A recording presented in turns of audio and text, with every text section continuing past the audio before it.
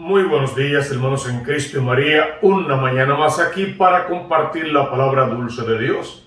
Hoy es domingo 28 de febrero de 2021. Les habla el Padre Tomás Galarza Figueroa como todos los domingos, esperando llevarles alguna idea clara en torno a la palabra de Dios que la Iglesia nos regala en la liturgia de hoy. Este es el segundo domingo durante el tiempo de Cuaresma. Ya acompañamos a Jesús el miércoles santo y se nos dieron las tres formas penitenciales: oración, ayuno y caridad o limosnas.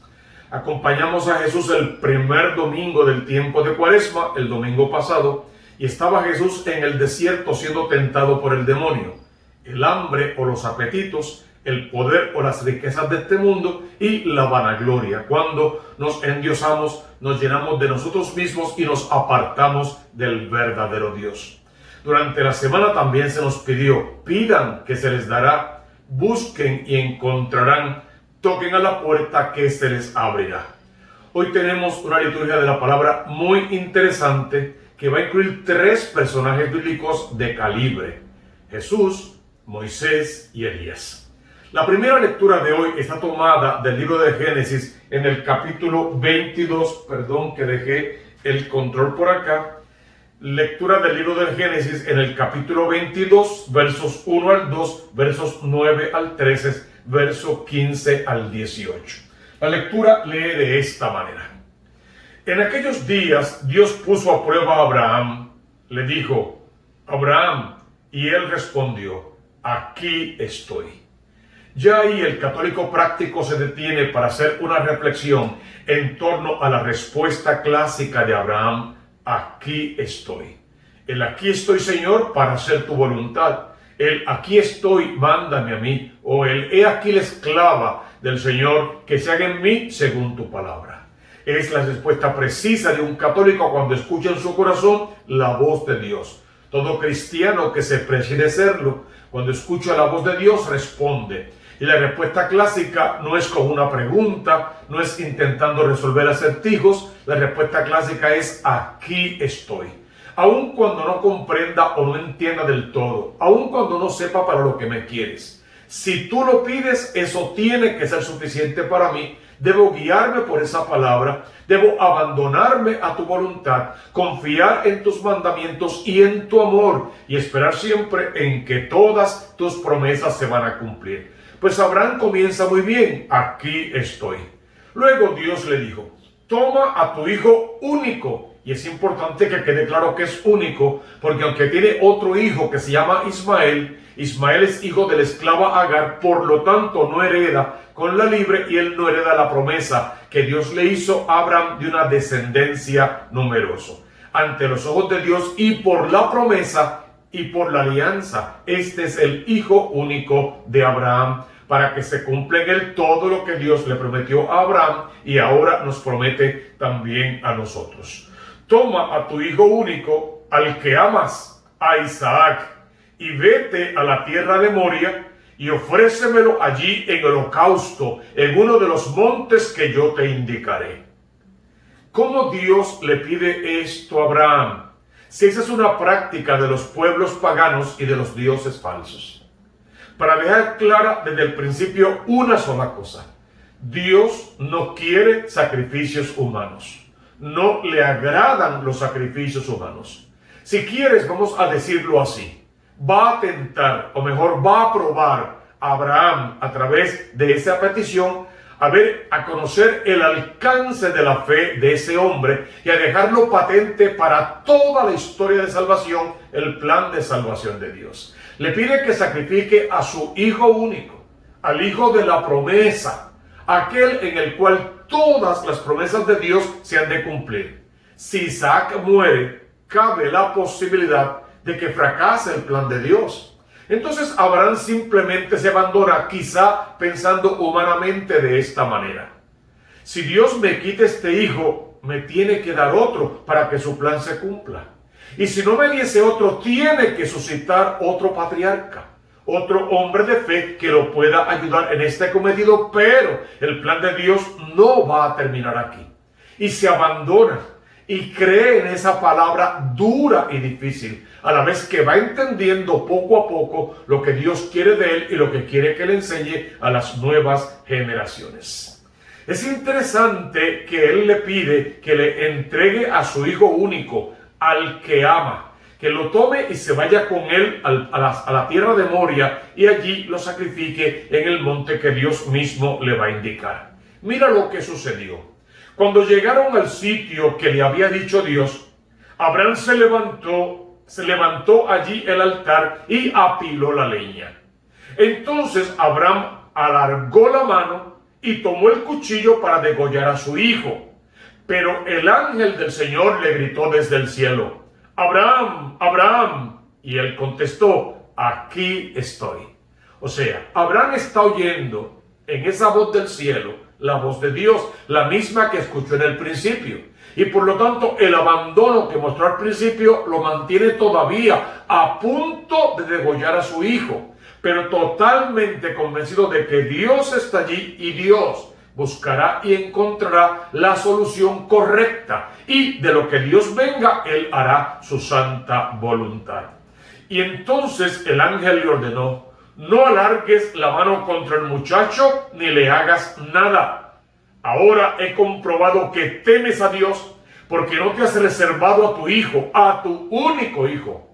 Abraham levantó los ojos y vio un carnero enredado por los cuernos en la maleza. Se acercó, tomó el carnero y lo ofreció en holocausto en el lugar de su hijo. El ángel del Señor llamó a Abraham por su nombre.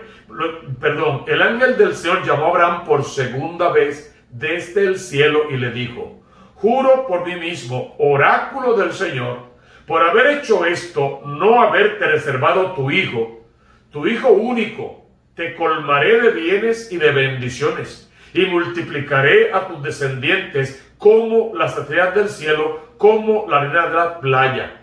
Tus descendientes conquistarán las puertas de sus enemigos.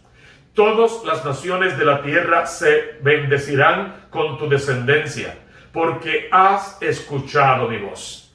Y es la alianza, es el pacto. ¿Qué encierra realmente esta lectura con todo lo que dice? Otra vez, que Dios no quiere, que no le agradan los sacrificios humanos.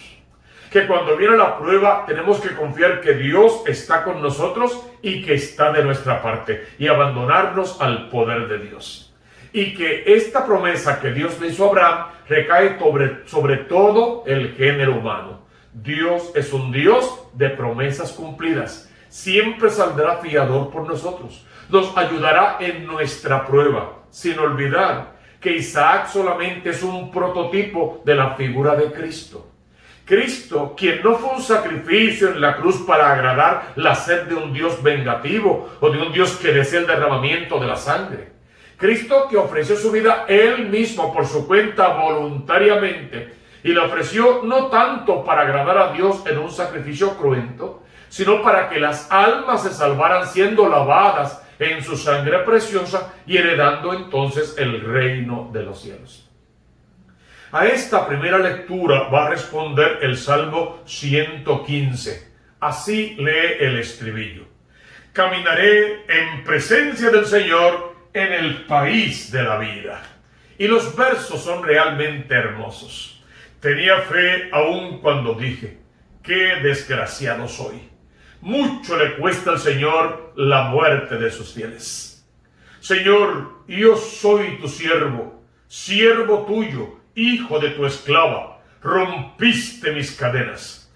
Te ofreceré un sacrificio de alabanza, invocando tu nombre, Señor. Cumpliré al Señor mis votos en presencia de todo el pueblo, en el atrio de la casa del Señor, en medio de ti, Jerusalén. Este salmo responsorial es realmente hermoso. Tenemos que leerlo en casa con mucho cuidado y poder repetir este estribillo: caminaré en presencia del Señor en el país de la vida. Y recordar con amor que Dios sí está con nosotros, que está de nuestra parte, que nuestra fe tiene que ser manifestada, que alabando, bendiciendo, glorificando al Hijo de Dios con todo el corazón y a Dios mismo, conseguimos acercarnos cada vez más a ese Dios conocer y cumplir siempre con su santa voluntad. ¿Y cuál es la segunda lectura que la iglesia nos regala hoy? Está tomada de la carta del apóstol San Pablo a los romanos, en el capítulo 8, verso 31b al verso 34. Lee de esta manera: Hermanos, si Dios está con nosotros, ¿quién estará contra nosotros? El que no se reservó a su propio Hijo, sino que lo entregó por todos nosotros, ¿cómo no nos dará todo con él? ¿Quién acusará a los elegidos de Dios? Dios es el que justifica. ¿Quién condenará? ¿Acaso Cristo Jesús, que murió? Más bien todavía resucitó y está sentado a la derecha de Dios, y que además intercede por nosotros. Es linda esta segunda lectura. Es San Pablo manifestando todo el sacrificio amoroso de Dios con su Hijo para la salvación de nuestras almas, y es pidiéndonos que fijemos nuestra mirada en el Cristo de la gloria, que escuchemos en nuestro corazón su palabra de vida, que hagamos que nuestro corazón palpite con el suyo, como decimos siempre, que nuestros pasos sobre sus huellas caminen y que nuestra vida se viva de acuerdo al Evangelio. ¿Quién podrá apartarnos del amor de Dios? Si Dios está con nosotros, ¿quién podría estar en nuestra contra? Veamos el Evangelio de hoy, tomado según San Marcos, en el capítulo 9, versos 2 al 10. Lee así: En aquel tiempo Jesús tomó consigo a Pedro, a Santiago y a Juan. Me gusta ese inicio de este Evangelio, y cada año que sale repetimos lo mismo. Jesús va al monte de la transfiguración. Así como Moisés subió al monte con Isaac para ofrecerlo en sacrificio, así Jesús también sube al monte para transfigurarse y mostrarnos el anticipo de su gloria a quienes perseveren en la fe. Pero ¿a quiénes llevó consigo? A Pedro, al primer papa, a la autoridad, a la cabeza, al tú eres Pedro y sobre esta piedra edificaré mi iglesia. ¿A quién tomó consigo? A Santiago, a este varón que va a representar la perseverancia en sí mismo, que básicamente es uno de los primeros que siguen a Cristo Jesús y que, creyendo en su palabra a pesar de todas las adversidades, dejó su padre, dejó la barca, dejó las redes y siguió a Jesús con todas las consecuencias. Y a Juan, al discípulo amado, aquel que realmente se recostó sobre su pecho en la última cena y a quien Jesús mismo dijo que amaba más. Olvidamos decir de Santiago que básicamente fue uno de los primeros que dio su vida por Cristo Jesús. Subió al monte con ellos solos, dejó a los otros 9 y al resto de sus amigos que le seguían. Subió al monte con ellos y se transfiguró delante de ellos. Sus vestidos se volvieron de un blanco deslumbrador, como no puede dejarlos ningún batanero del mundo. Se les aparecieron Elías y Moisés, conversando con él. Es un Dios de vivos, porque en el tiempo Elías y Moisés ya habían muerto. Sin embargo, helos ahí conversando con Jesús, vivos en la presencia del amor de Dios, vimos su legado, el aporte que hicieron al plan de Dios. Siempre decimos, Elías representando a todos los profetas y a todas las profecías, las cumplidas y las que falten por cumplirse.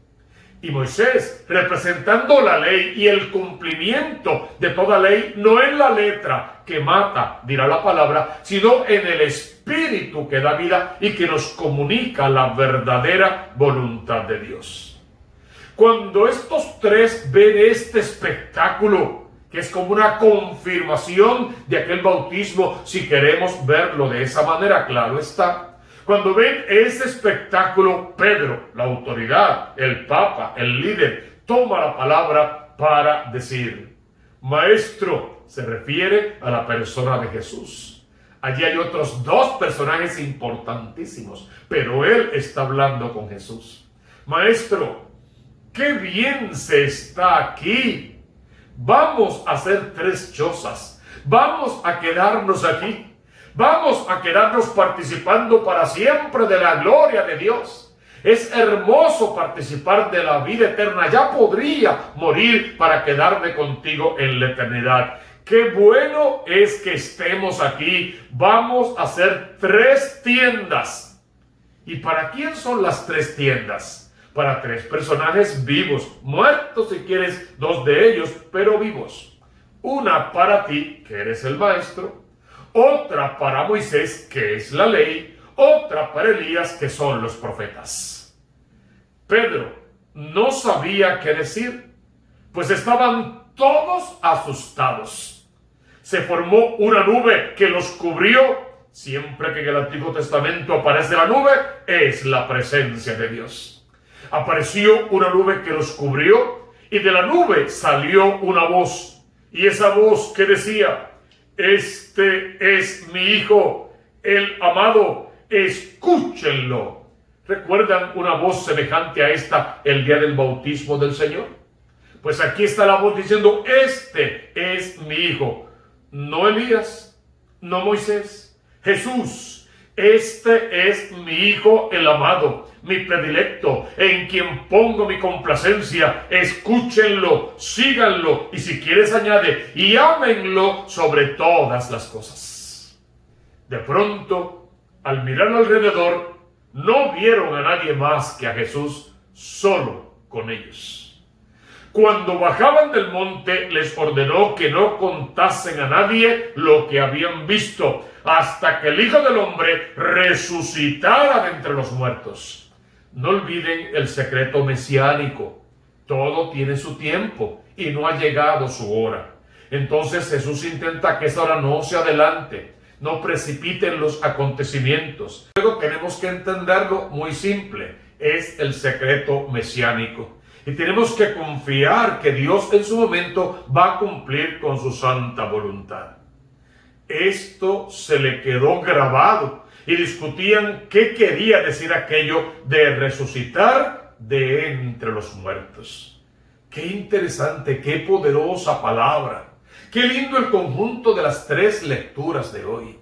Claro que tenemos que ir al Génesis y ver el sacrificio de Abraham, dispuesto a hacer lo que fuera por conocer y cumplir con la voluntad de Dios.